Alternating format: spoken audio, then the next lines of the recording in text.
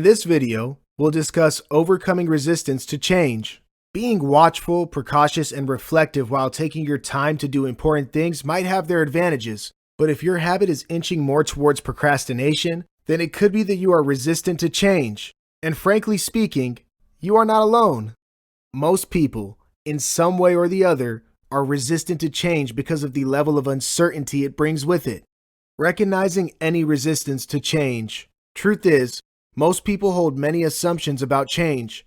They resist it because it is unknown and therefore frightening.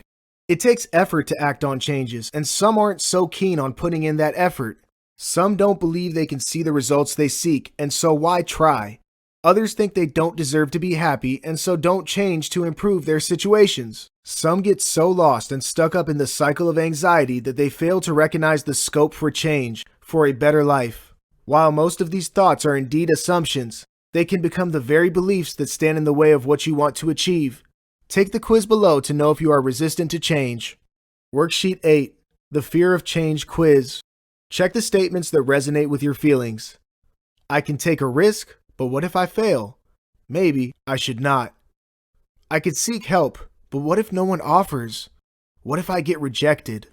I always have trouble acting on changes. What if I mess up again? What's the point? I always get my hopes up but fail and get disappointed. I can't do this. I'll never change. Why try?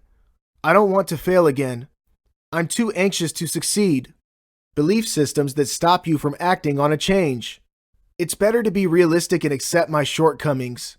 I'm not going to change. I know that. I'm not as good as the others. Surely, I can't compete with them. I don't want to ask for help. It will make my weaknesses obvious and then everyone will know. I don't think anyone cares. No one will help me. I messed up when I could have made things better.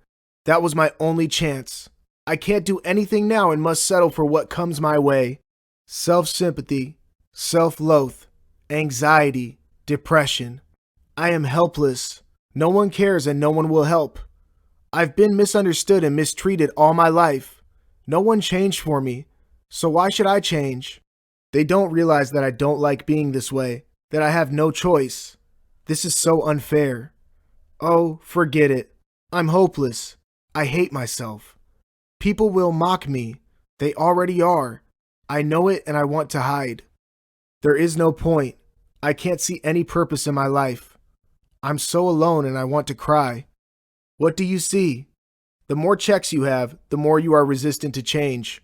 While the above statements might not be pleasant to realize about oneself, it isn't entirely your fault if you hold any or many of these blocking beliefs.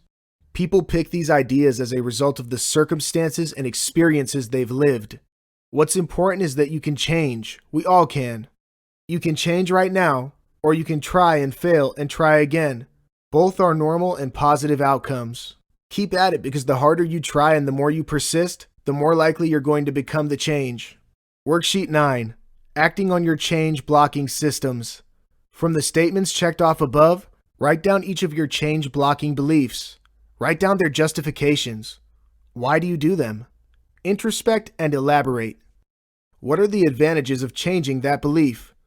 What are the disadvantages too? Weigh them. What scores higher? Are your beliefs causing you more harm than good? What's stopping you from embracing the change? Make a list of small actions to reach the bigger change you seek. Work on consistency first. Force yourself to do one action at a time, completely. Do it every time. The more you work on your consistency, the more habitualized your routine will become. Rewriting your life, one change at a time. Our minds are capable of wonderful things. They can envision a beautiful life. They can create stories, piece together minute details that together give the story the ending it needs. Use this to advantage. Talk to your mind. Listen to it too.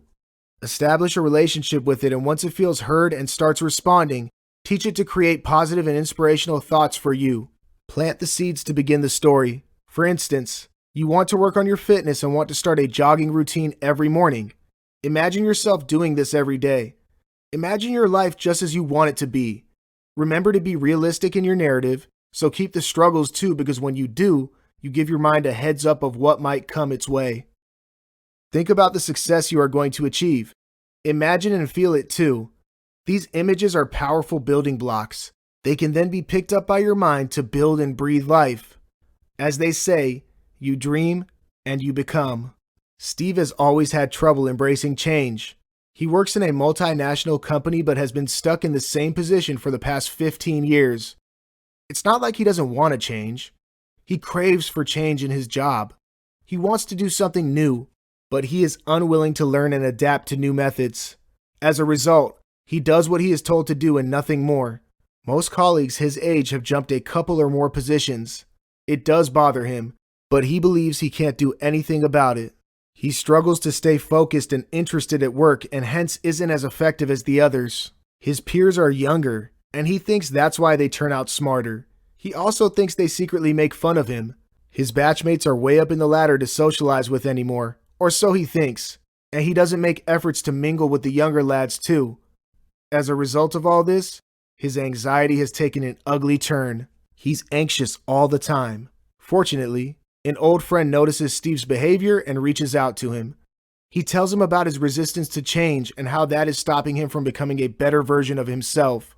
Because Steve is at a point when he really wants to change, he listens. He decides to give change a shot. He makes plans and decides to act on them, one change at a time. He also reaches out to his family and other friends for support. They all want to help and do their best to keep him motivated. 2 years down the line, Steve is a complexly transformed person. He works harder and smarter and even mingles with all his colleagues. He's made plenty of new friends and enjoys his weekends with family. He's going to complete his master's from a prestigious university and is looking forward to the new prospects that will bring him. Steve is happy. He hardly feels anxious anymore, and when he does, he knows how to stay on top of it. His family and friends are happy for Steve and love spending time with him. Well, like Steve, you too can rewrite your current life script.